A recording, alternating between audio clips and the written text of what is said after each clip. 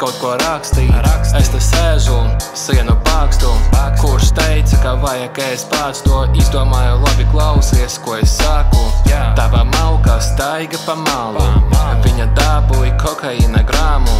Kā es zinu to, tu man pats teici, vakar atnācēji tā kā salā vēcīs. Es jau domāju, kā ar dāvanu atveidīju savu malku man tā kā saldumu, diezgan rūgtu, vispār stulbu. Tu man istabā, varbūt vispār nekā nav bīstamā, jā. Zelta kalnī, tavā galvā, gribi daudz, bet dabūj galu visiem saviem plāniem. Tā kā dzīvē vienu grāmu, plāni izkup, laiks smiltīs, grams un dzīvēs rokām krīt. Nav vairs svarīgi, kas blakus, maukas, draugi, menti, ālus.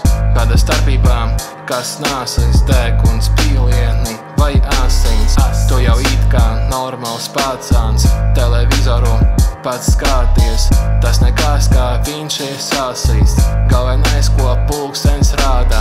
Žēl, ka tas tev nedod gadus, lai tu priecātos kā mamuts. Dažreiz tev jau patīk drāsties, neaizmirsti, tev ir acis.